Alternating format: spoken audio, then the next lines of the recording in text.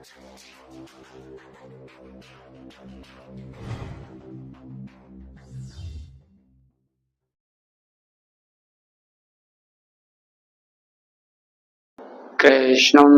वन्दे जगद्गुरुम्। आत्मन जय श्री कृष्ण, जय श्री राधे।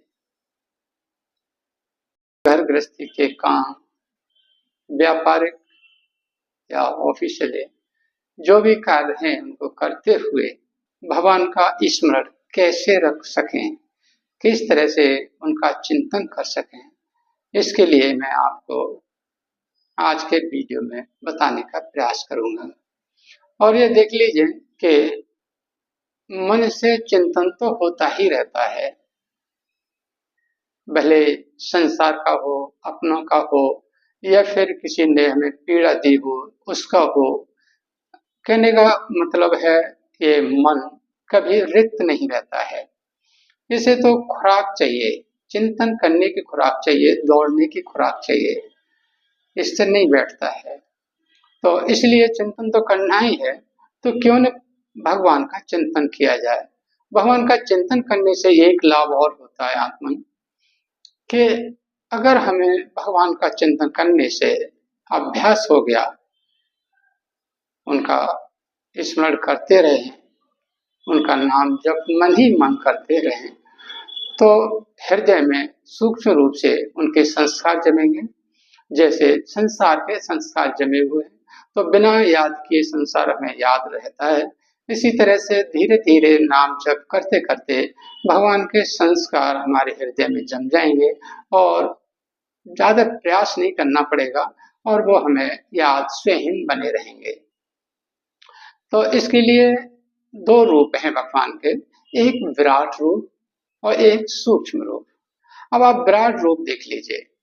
विराट रूप में आपने महाभारत में पढ़ा होगा या सुना होगा, या महाभारत सीरियल था उसमें देखा होगा कि भगवान श्री कृष्ण ने अर्जुन को विराट रूप के दर्शन कराए थे। और विराट रूप एक ऐसा रूप है कि जिसमें पाताल लोक से लेकर ब्रह्म लोक तक सारा का उनका एक शरीर है, और उसी शरीर के अंदर ये सारे के सारे लोक विराजे हुए हैं। ये मृत लोक भी उन्हीं विराट स्वरूप परमेश्वर के अंदर है। यानी हम आप सब विराट स्वरूप परमेश्वर के अंदर रह रहे हैं, निवास कर रहे हैं। एक तो ये विराट स्वरूप ये हो गया। सूक्ष्म स्वरूप ये है कि वही भगवान जो विराट रूप में एक ब्रह्मांड के अंदर धारण किए हुए, इसी तरह से हम आप सब उन भगवान को अपने हृदय में धारण किए हुए हैं। हमें सिर्फ अपने हृदय में बैठे हुए भगवान के दर्शन करने हैं, और मन में जो संसार का विषय, संसार के विषय में जो भी लिखा हुआ है, क्रिएट हो चुका है, उसको हटा करके सिर्फ भगवान का चिंतन करते रहें और भगवान के अपने हृदय में दर्शन करते रहें। तो क्या होगा कि लास्ट में जब हमारे यहाँ से ट्रांसफर होगा, यानी यहाँ से जाएंगे ये शरीर छोड़ करके, उस समय जाते समय वो बहुत महत्वपूर्ण के पल होते हैं। उस समय जैसी मानसिकता होती है उसी के अकॉर्डिंग हमें अगला जन्म मिलता है। अगर परमात्मा उस समय हमें याद आएंगे तो हमारी अगली यात्रा भगवान के श्री चरणों में जाके समाप्त हो जाएगी। हमें भगवान मिल जाएंगे और फिर हमारा आवागमन, जन्म, मृत्यु, रोना धोना सारा का सारा खत्म हो जाएगा। इस यात्रा पर विराम लग जाएगा। इसलिए महापुरुष ये सब प्रयास करते रहते हैं कि भगवान का स्मरण किया जाए। तो हम बात चल रही थी भगवान को याद कैसे करें का अपने कार्यभार करते समय पे। देखिए ये तो निश्चय ही हो गया कि हम भगवान के अंदर हैं, तो जो कुछ भी है वो भगवान ही है। हम भी भगवान हैं, आप भी भगवान हैं। और ये पंच महाभूतों से जो शरीर बना है ना, ये शरीर पंच महाभूत भी भगवान से ही प्रकट हुए हैं। जैसे हम लोग मकान अपने वगैरह बनाते हैं तो बाहर से लेते हैं, जमीन से मिट्टी लेते हैं या जल वगैरह जो भी लेते हैं, बाहर से उपकरण लेकर के और वस्तुएं लेकर के तब हम किसी सामान का या किसी मकान का या किसी चीज का हम उसको बना के तैयार करते हैं। लेकिन भगवान का ऐसा नहीं होता है। भगवान स्वयं से ही सारा सब कुछ रच लेते हैं। इसी तरह से हम भी उनके रचे हुए हैं, आप भी उन्हीं के रचे हुए हैं। इसलिए हम भी भगवान, आप भी भगवान, और जो जमीन, जायदाद, खेत, खलिहान, घर, ऑफिस, कागज, कलम सब भगवान का ही रूप है, भगवान ही है। ये अपने दिमाग में या अपने मन में अच्छी तरह से बिठा लिया जाए, तो जब भी हम काम करेंगे, जो भी हम क्रिया करेंगे, वो सब उस समय हमें निश्चय ही भगवान का स्मरण रहेगा, क्योंकि हम भगवान का ही सब कुछ कर रहे हैं।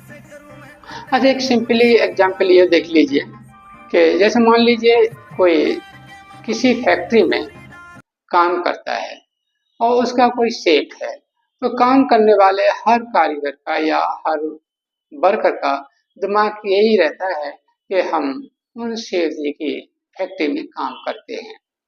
इसी तरह से ये सारी की सारी फैक्ट्री, पूरा ब्रह्मांड हमारे भगवान का है।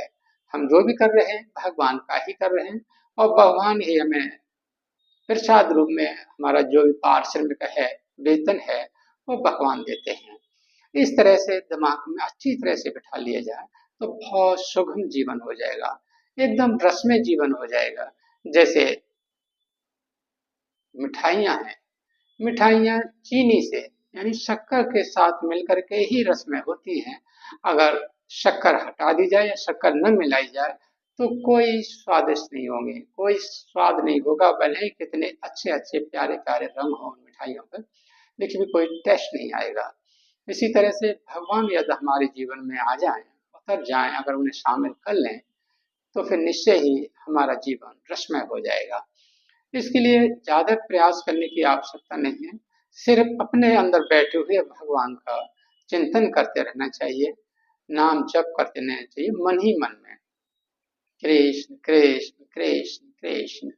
ऐसा आप करते रहेंगे और उन्हें अपना मान लीजिए, एक मेरे अपने हैं, और एक्चुअली सचमुच यही अपने हैं। ये सब यात्री हैं, जैसे हम यात्री हैं, हम कहाँ से आए हैं, इसी तरह से ये भी अपनी यात्रा में हैं और पता नहीं कौन कहाँ से आया है।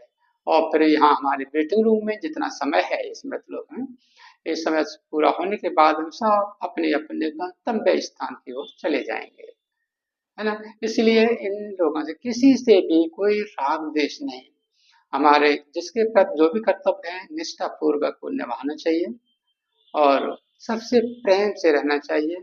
किसी पर अधिकार नहीं जमाना चाहिए, क्योंकि ये सब भगवान हैं, भगवान के हैं।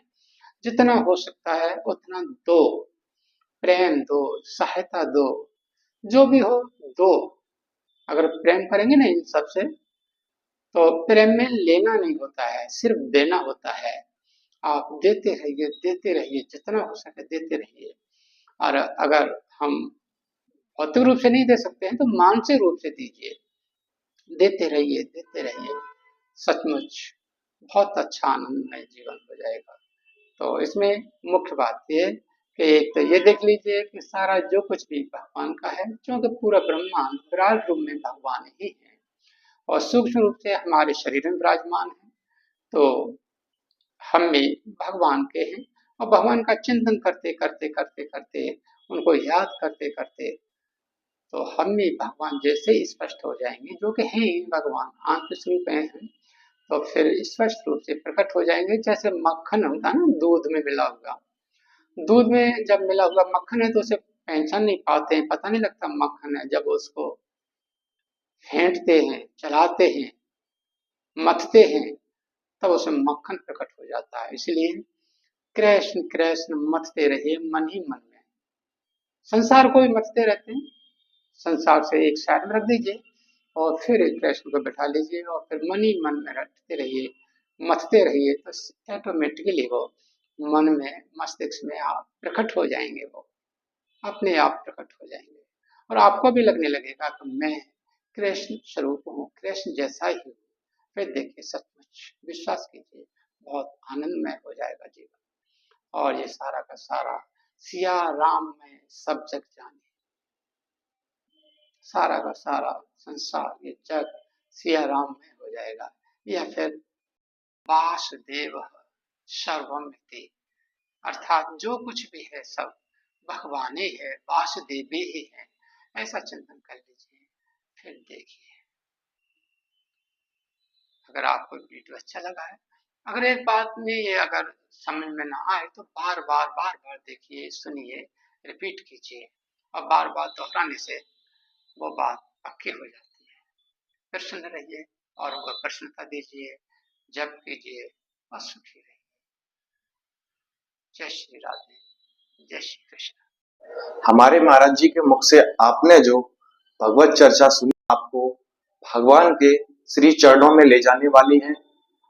आपको अगर लगता है ये आपके उपयोग में है, आप नए आए हुए हैं तो सब्सक्राइब दे दीजिए, और अगर आप पहले से जुड़े हुए हैं तो एक लाइक कर दीजिए।